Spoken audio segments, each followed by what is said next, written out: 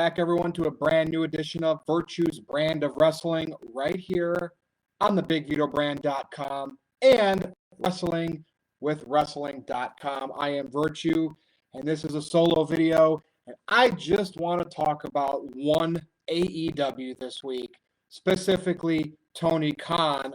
Oh my gosh, the booker and the promoter of AEW. That's right, the booker and the writer. Look, since AEW began, I am not doubting at all that the EVPs, Cody Rhodes, Kenny Omega, and the Bucks have not had creative input. They have, okay? But Tony Khan putting his money into this company has absolutely had creative input since day one. And I'm not buying this dirt sheet narrative saying that he just began doing it January 1st. Sure, he had some tweets saying they got creative, got more organized at the beginning of the year, but he never specifically said, because I am now writing.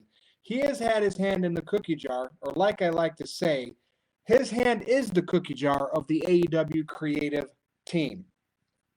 And look, that's neither here nor there. The fact is, right now, AEW Dynamite is supposedly being written mostly and booked by Tony Khan. And where are the ratings going? I know we're in a pandemic. Ratings are drifting down and down and down.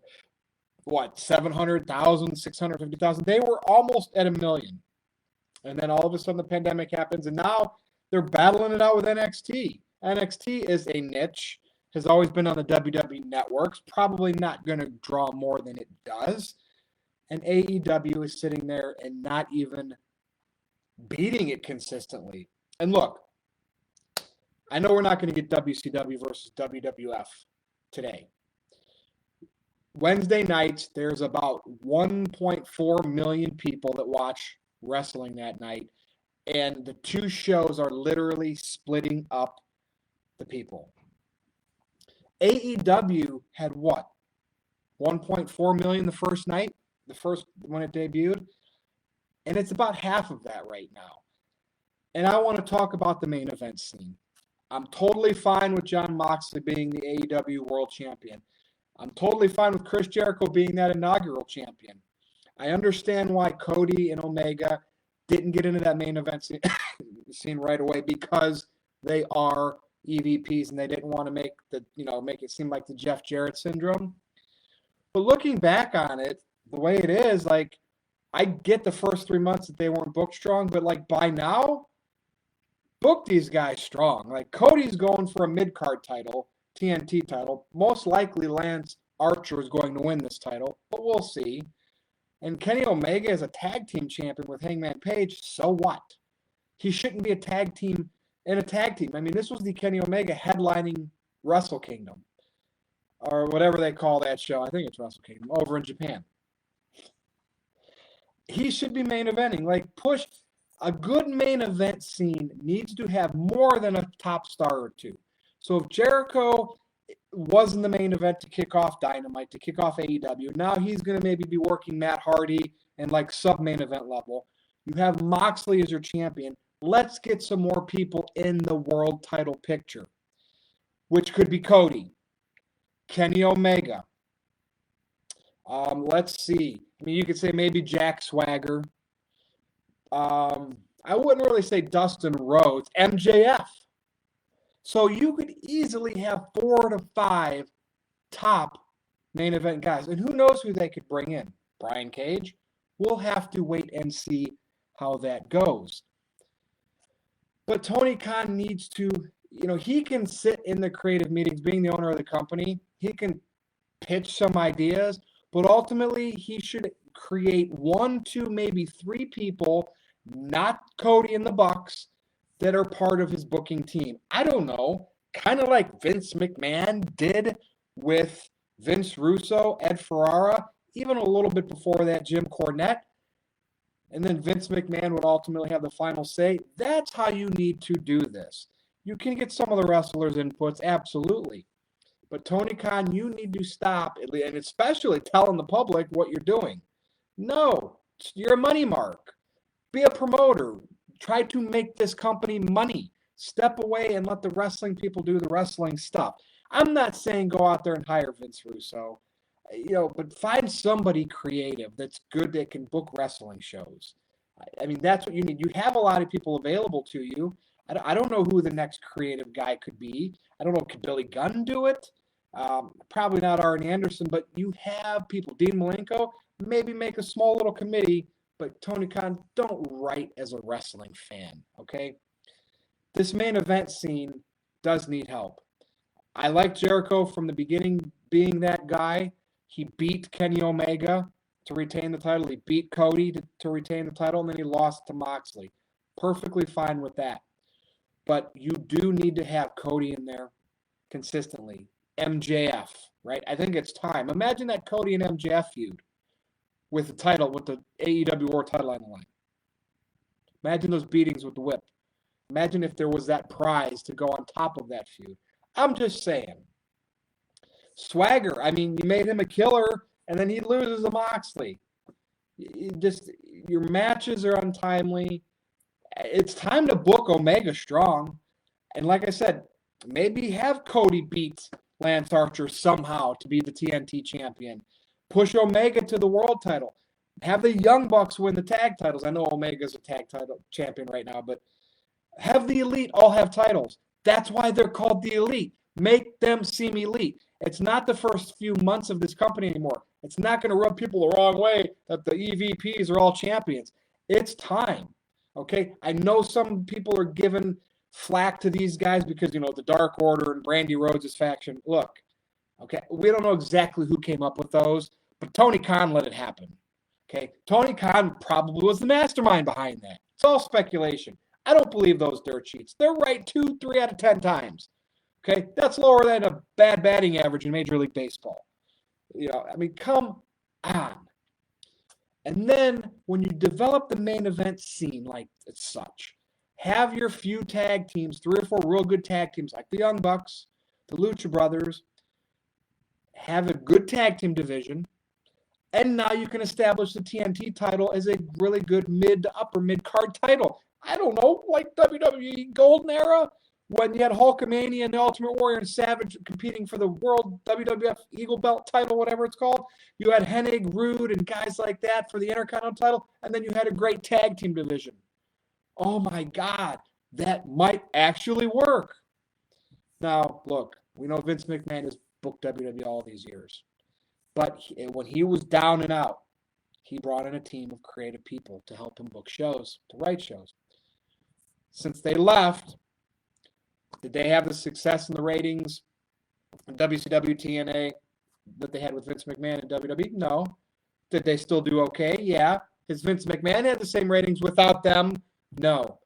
All I'm saying is a very good promoter that's willing to put money into his product, that can give his input, that doesn't have the experience Vince McMahon does, working creatively with a nice group of people that know the wrestling business, that can put good feuds together, good vernacular. You might need a wrestler in this group. You might need a writer. Have everybody get along on the same page. No politics, and AEW might start having really damn good shows. Hell, Eric Bischoff had Nitros compelling for a couple of years, and it forced WWE to go from a shit product to a great product. What? Why? Because of creativity. Outside the box thinking. NWO, Hogan turning heel. Sting not talking for a year, dressed like the Crow. Then WWE was reactionary with the Attitude Era. Oh my God, it actually created one of the greatest eras of wrestling in ECW. It wasn't just a redheaded stepchild. It was a great little underground third competitor that was like a cult following that felt bigger than it was, and wrestlers went there to WWE and WCW, and hell, it was interesting. Who was going to go where when they were done with this company? We saw wrestlers bouncing up through all 3 companies. Now today it's like, let's release WWE wrestlers. Hey, go to AEW. What's going to happen? What's going to happen when somebody from AEW wants out and goes? Kylie Ray or whatever her name is, she left and went to Impact, right? I called that weird. Something wasn't right there. Maybe the women were working too stiff.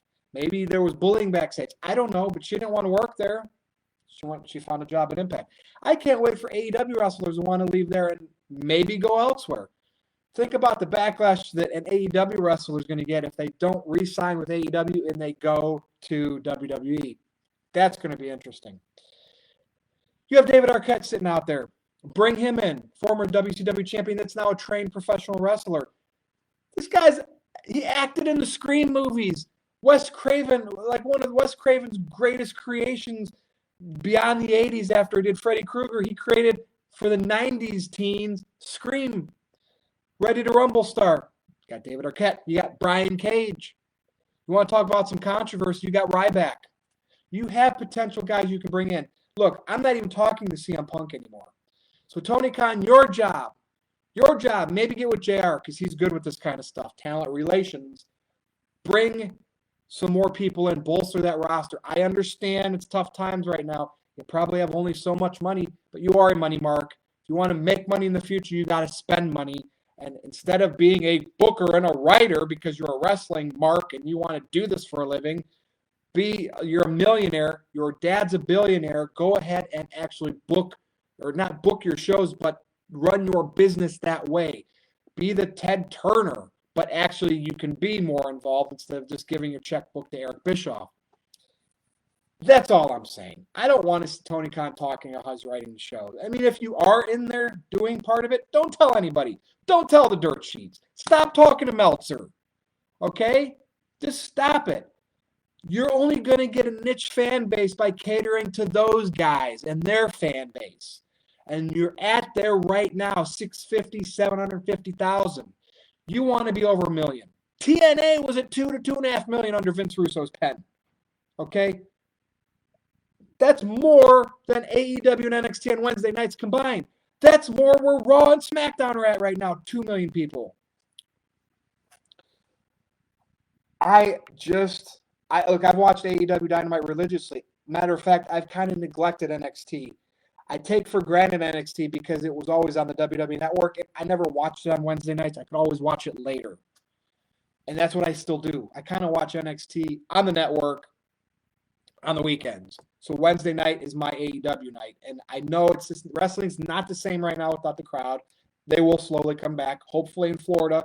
Maybe you can have 500 people in attendance, maybe scatter the seats out a little bit, but maybe we can slowly get 2 crowds. And that would be interesting. And then I want to see some creativity. I don't care who you sign, who you hire, if it's within the company, if it's from outside the company. But Tony Khan, take a step back and you just run your checkbook. Bring in some talents, keep the right people, right? And let these creative people that know wrestling writing in the business get together a little team and let them make your shows compelling. Like I said, the main event scene, I already explained what I'd like to see it at. Mid-card, now you can maybe do something with your Shawn Spears. You got Dustin Rhodes, who could be a mid-card. You got the other members of the Inner Circle, Sammy Guevara. The Orange Cassidy and the Best Friends. The Luchasaurus. Heck, push Luchasaurus. I mean, we got Marco Stunt. I just mentioned Orange Cassidy. Dark Order. Luke Harper. Brody Lee. You have plenty to fill your mid-card up. Bolster your main event. You're not going to take away from the rest of the show if you put a 4 to 5 headed monster in the main event, and then you can keep it fresh. I'm not a big fan of the ranking systems, but we'll have to see. I don't know. I'm just interested to see where everything's going to go. So with that said, thank you for watching Virtue's Brand of Wrestling right here on the BigVitoBrand.com. Right here on WrestlingWithWrestling.com. I appreciate it. Follow me on Twitter, Virtue, at NoDQ_Virtue. And you can troll with me. You can slay with me. We can talk wrestling. It'll be fun. But and be sure to watch Getting Color too. Big Getting Color this week with Big Vito. Check it out on the Big Vito brand. Very, very hot topics there. And Vito goes off on several people. But I appreciate each and every one of you listening to me rant for about 15 minutes. If you have any questions, you know how to get a hold of me. Thank you for watching Virtue's Brand of Wrestling. We'll see you next time.